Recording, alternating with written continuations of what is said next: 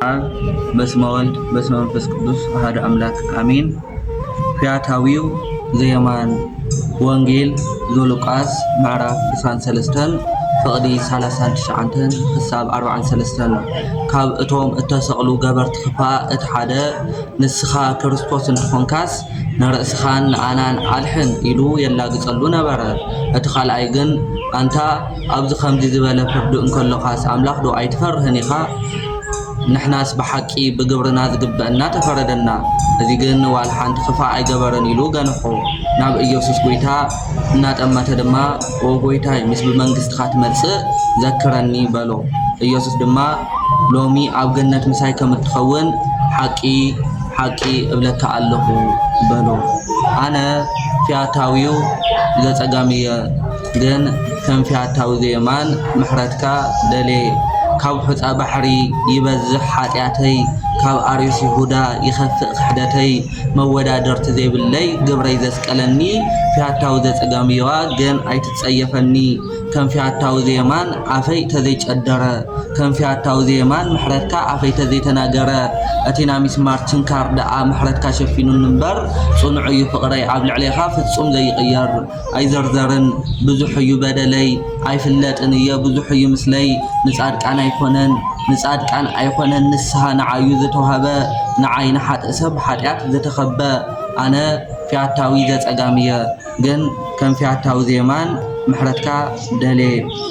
ዕርቃነይ ተሪፈ ተተሰቐልኩ ኣብ መስቀል ግን ብሓጢአት እዩ ዋላ ኣዳዊ ይቸንከር። ቃንዛይ ምሕረትካ ሸፊኑኒ ደኣ እምበር ብዙሕ ነገር ነይሩ ስለኻ ብዙሕ ዝንገር።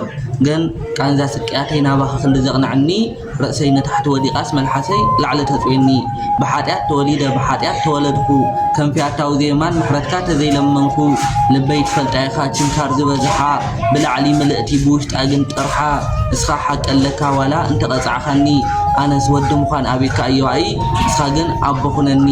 ግብሪ ዘይብለይ ቃልካ ተዛራቢ ንድኻ ገዲፈን ሃብታም ሓብሓቢ። ምሳኻ ተሰቐልኩ ኣብ ሓደ መስቀል ኣነ ሽፍታ ወንጀለኛ እምበይ ከመይለ ክርስቲያን እየ ይበል። ዋላ ምሳኻ ኣብ ሓጭን ሚስማር ይቸንከር ስቅያተይ ስቅያትካ ሒሙኒ ብዓውያት ይንገርገር። ኣብ መስቀል መስቀል ምእሳር ክርስትና ኣይኮነን ግብሪ ዘይተሓውሶ ዋላ ብነጸላ ንሸፈን እምበር ኣነስ ተሰቒለይ ደማይ ከም ፊያታዊ ዘየማን ሊቅ ንዘመናት በዲሉ ኣብ ሽርፍራፊ ደቂቓ ምሕረት ዝሰርቕ። ኣነ ግን ግብሪ ዘይብለይ ደንዳን እዩ ልበይ ኣብ መስቀል የውረደኒ ለዝኽሕድ ኣምላኸይ። ገብረ ሄር ክኸውን ፍቐደለይ ኣምላኸይ። ቃልካ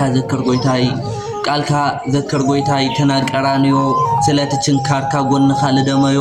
ስለ ቤተልሔም ምውላድኻ ኣብ ግርግምዳ ክፍቲ ስለ ኣየ ኢልኻ ከም ዝገደፍካዮም ንእላፍ መላእኽቲ። ስለ ኣነ ብዙሕ እንደኾንካ ስለ ኣነ ኢልኻ ግብፅ እንደቋረጽካ ሕቆኻ ስለይ ከም ብራና ተዘርጊሑ ብደም ተሰኣሎ። ስለ ኣነ ድኹም 14 ሕማማተ መስቀል ሰውነትካ ተቐበሎ። ስለዚ ኣይትኾንነኒ ኣብ ቅጥዖኻ ኸይውዕል ንዓኻ ገዲፈ ኣብ ዓለም ኸይጥሕል። ቃልካ እዩ መድሓኒት ፈውሳኒ ነፍሰይ ኢየሱስ ሰላመ ብዙሃን ኢኻ እሞ ሃበኒ ሰላመይ። ፊያታዊው ዘየማን ኣብ መስቀል ምስ ጨደረ ና ዘመናት ሓጢአቱ ኣብ ቅጽበት ምስ ተናገረ ሓጢአቱ ገዲፍካ ኣብ ገነት ቆጸሮ ዝሃብካዮ። ኣነ ለሓጢአተይ ይናገር ኣለኹ እሞ በደለይ ስምዐዮ። ይሁዳ ኣብ ቅድመይ በደላይ በደለይ ኣርዮስ እውን ክንዳየይ ስምካ የቃልለይ።